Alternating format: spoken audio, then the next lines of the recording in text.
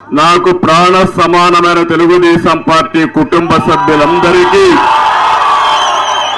జనసేన నాయకులకు, కార్యకర్తలందరికీ, అన్ని పంచాయతీల్లో పార్టీ అధ్యక్షులు, యూనిట్ ఇన్ఛార్జీలు, అదే మరిగా కుటుంబ సాధికార సారథులు, నేను ఎప్పుడొచ్చినా నాకు అఖండ స్వాగతం పలుకుతున్నటువంటి గుడిపల్లి సోదరి సోదరులందరికీ,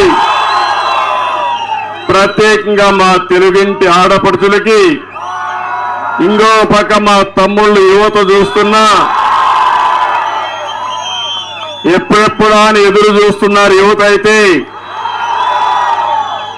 అలాంటి నా యువ కిషోరాలకి, చిన్న పిల్లలు కూడా చూస్తున్నా, ఆ పిల్లలు కూడా మా భవిష్యత్తు నీదేనని చెప్పి నా వంక చూస్తున్నారు. అలాంటి చిన్నారులకి, పత్రికా విలేకరులకు అందరికీ నా నమస్కారాలు, అభినందనలు, శుభాభినందనలు. నేను ఎప్పుడు గుడిపల్లికి వచ్చినా నన్ను చాలా ఆత్మీయుడిగా, మీ ఇంటి సభ్యుడిగా చూసుకుని నన్ను ఆదరిస్తూనే ఉన్నారు. 35 సంవత్సరాలుగా గౌరవించారు. మళ్లీ రేపు ఎన్నికలకు వస్తా ఉంటే మీరు ఏమాత్రం భయపడవలసిన అవసరం లేదు. మేము మీ వెంటేనని మరొక్కసారి మీరందరూ కూడా స్వాగతం పలికే పరిస్థితికి వచ్చారు. నేను ఎప్పుడూ మర్చిపోలేను. ఇప్పటికి 35 ఏళ్ళు అయింది. మళ్లీ ఎలక్షన్కి వస్తున్నాం. నేను ఎప్పుడూ చెప్పాను, నాకు కుప్పం నా సొంత గ్రామం లాంటిది, నా సొంత కుటుంబం లాంటిది. అందులో గుడిపల్లి ఎప్పుడు కూడా దీనికి గుండెకాయ లాంటిది. ఒకప్పుడైతే 90%, 95% ఓట్లన్నీ మనకే పడేటివి. ఇప్పుడు కూడా నాకేమాత్రం అనుమానం లేదు, రేపు జరిగే ఎన్నికల్లో 1,00,000 ఓట్ల మెజారిటీ లక్ష్యంగా మనం ముందుకు పోతున్నాం. ఆ 1,00,000 ఓట్ల మెజారిటీ రావాలంటే గుండెకాయ లాంటి గుడిపల్లిలో మొత్తం ఓట్లు మనకే పడాలి. ఈరోజు నేను వచ్చింది నేనేదో ముఖ్యమంత్రి కావడానికి కాదు, మళ్ళీ కుప్పం ఎమ్మెల్యే అనిపించుకోవడానికి కాదు. ఒకటే నేను మిమ్మల్ని అందరినీ కోరుతున్నా, 5 సంవత్సరాలు పరిపాలన మీరు చూశారు, తెలుగుదేశం పార్టీ పాలన మీరు చూశారు. నాలాంటి వాడికి మాజీ ముఖ్యమంత్రిని, రాష్ట్రంలో అందరికంటే ఎక్కువ సమయం నేనే ముఖ్యమంత్రి మీ అందరి దయ వల్ల. కుప్పం గర్వపడే విధంగా మీరు నన్ను ఎంపిక చేసుకున్నారు. సమైక్య ఆంధ్రప్రదేశ్లో నాదే రికార్డు. మళ్ళీ ఇప్పుడు కూడా అపోజిషన్ లీడర్గా, ముఖ్యమంత్రిగా ఇక్కడ కూడా నవ్య ఆంధ్రప్రదేశ్లో ఉన్నాం. కానీ ఒక్క విషయం మీరు గుర్తుపెట్టుకోండి, నాలాంటి వాడికి రక్షణ లేదంటే తమ్ముళ్ళు మీరు ఒక లెక్క అని మిమ్మల్ని అడుగుతున్నా. ఏంటి అరాచకం, ఏంటి ఈ యొక్క నియంతృత్వం, ఏంటి అహంకారం అని అడుగుతున్నా. మిమ్మల్ని ఇంత అహంకారం పనికొస్తుందా తమ్ముళ్ళు అని మిమ్మల్ని అడుగుతున్నా. దారిలో వస్తా అంటున్నారు, సార్ కుప్పంలో కూడా రౌడీజం పెరిగిపోయింది సార్, మీరే చూసుకోవాలంటున్నారు. నేను ఒకటే చెప్తున్నా, వైఎస్ఆర్ కాంగ్రెస్ పార్టీ సినిమా అయిపోయింది. 100 రోజులే. ఇప్పటికే 100 కంటే ఎక్కువ తప్పులు చేశారు. మిడిసి పడద్దండి.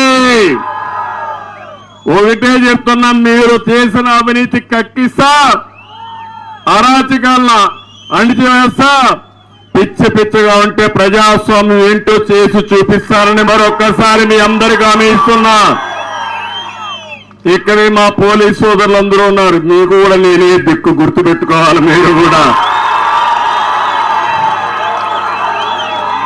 5 ఏళ్ళు అయింది, మీకు కూడా ఏమీ చేయలే. వాళ్ళు మీ దగ్గర తప్పుల పనులు తప్ప, అవునా కదా తమ్ముళ్ళు? కానీ మీరు కూడా మనసు చంపుకొని పనిచేశారు. కానీ నేను ఒకటే అంటున్నా, మీ పిల్లలు, రాష్ట్రంలో ఉండే ప్రజలకు న్యాయం జరగాలంటే పోలీసు వ్యవస్థ కూడా మారాలి కాదు, ప్రజాస్వామ్యాన్ని కాపాడడానికి మీరు ముందుకు రావాలి. రాకపోతే మిమ్మల్ని కూడా ఒకరిద్దరు ఉంటే వాళ్ళ దగ్గర కూడా ప్రజాస్వామ్య పద్ధతి ప్రకారం పని చేయించే బాధ్యత తీసుకుంటే అయిపోయింది ఈ ప్రభుత్వ పని. ఇప్పటికే ఎన్నికల కమిషన్ కూడా ఆపరేషన్లోకి వచ్చేసింది, గుర్తుపెట్టుకోండి. మీరు ఇంకా ఎన్నికల కమిషన్ కింద పనిచేస్తున్నారు తప్ప ఈ సైకో ముఖ్యమంత్రి కింద పనిచేయడం లేదు. మీరు ఆ విషయం మీరు గుర్తుపెట్టుకోవాలి. ఎందుకు నేను ఈ విషయం ఆడుతున్నానంటే ఈ కుప్పంలో 30 సంవత్సరాలు రాకమునుపు నేను వచ్చినప్పుడు మొదటి రోజుల్లో ఆ రోజు అందరూ అనేవాళ్ళు చాలా వెనుకబడిన నియోజకవర్గం. నేను నిలబడాలంటే ఎక్కడ నిలబడేవాడిని, కానీ ఒకటే ఆలోచించా, ఒక వెనుకబడిన నియోజకవర్గం, పేదలుండే నియోజకవర్గాన్ని ఎంపిక చేసుకుని మీ జీవితాల్లో వెలుగు తేగలిగితే అదే నాకు తృప్తి అనే ఉద్దేశంతో నేను ఇక్కడికి వచ్చా. ఒక్కసారి మీరందరం మనస్సాక్షిగా ఆలోచించండి. మన ప్రభుత్వం ఉన్నప్పుడు అభివృద్ధి కార్యక్రమాలు చేశాం. మన ప్రభుత్వం పోయిన తర్వాత ఏమైనా అభివృద్ధి జరిగిందా? ఎప్పుడైనా? నేను ఒకప్పుడు అనేవాడిని, ప్రతి ఒక్క ఇంటికి 2 ఆవులు పట్టుకుంటే మన కష్టాలు తీరుతాయని. అప్పుడు నన్ను ఎగతాళి చేశారు, ఆవులు పట్టిస్తాదంట, ఎక్కడ పాలు పోస్తారని అడిగేవాళ్ళు. నేను ఆ రోజు చెప్పా, ఎట్లా చేస్తానో చేసి చూపిస్తానని చెప్పి ఇప్పుడు దారిలో వస్తా ఉంటే ఇంటికి 2 ఆవులు కనపడొస్తున్నాయి. అదే దిక్కు అయింది, అవునా కాదా? మీకు ఆడబిడ్డలకు అదే దిక్కు, పిల్లల చదువుకు అదే ఆధారం, అవునా కాదా? నేను ఇప్పుడు ఒకటి చెప్తున్నా, ఒక 3 లక్షల లీటర్లు ఆ ప్రాంతంలో వస్తున్నాయి మన నియోజకవర్గంలో. తొందరలో మళ్ళా మనం అధికారంలోకి వస్తామని ఎవరికి ఎన్ని ఆవులు కావాలన్నా పట్టించి 10 లక్షల లీటర్లు ఉత్పత్తి చేసే కెపాసిటీ కుప్పంలో వేస్తాం. పాడి పరిశ్రమ ఒక పరిశ్రమగా చేసి మీ జీవితాల్లో వెలుగు తీసుకొచ్చే బాధ్యత నాదని మరొకసారి మీకు తెలియజేస్తున్నా. అది ఒకటే కాదు, నేను ఒకటే మీ అందరినీ కోరుతున్నాను. ఈరోజు ఇప్పుడే దారిలో వస్తా ఉంటే చూశాను, మనవాళ్ళు కూడా చాలా బాగా చేశారు. బాబు షూరిటీ బంగారు భవిష్యత్తు కింద చాలా క్లియర్ గా బోర్డులు కూడా చూపించారు. 80% మీ ఇండ్లకు చెప్పారు. ఒకటే హామీ ఇస్తున్నాం, ఇది నా హామీ, తప్పకుండా సూపర్ 6 ఏవైతే చెప్పారో అవి చేసే బాధ్యత నాదని మీ అందరికీ హామీ ఇస్తున్నా. నా అభివృద్ధికి ప్రధాన కారకులు మా ఆడబిడ్డలు, ప్రధాన సారథులు మీరంతా. అందుకే మీ అందరికీ కూడా మహాలక్ష్మి కింద నేను చెప్పాను, ఎంతమంది పిల్లలు ఉంటే అంతమందికి 15,000 రూపాయలు ఇస్తానని చాలా స్పష్టంగా చెప్పాను. ధరలు విపరీతంగా పెరిగిపోయినాయి.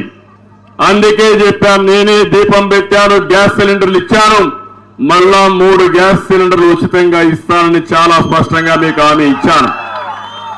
మూడవది, ప్రతి ఒక్క ఆడబిడ్డ మీకు ఆదాయం కోసం నెలకు 15,000 రూపాయలు నేను ఉచితంగా మీ అకౌంట్లో డబ్బులు వేసే బాధ్యత తీసుకుంటా. ఎంతమంది ఉంటే అంతమందికి ఇస్తా.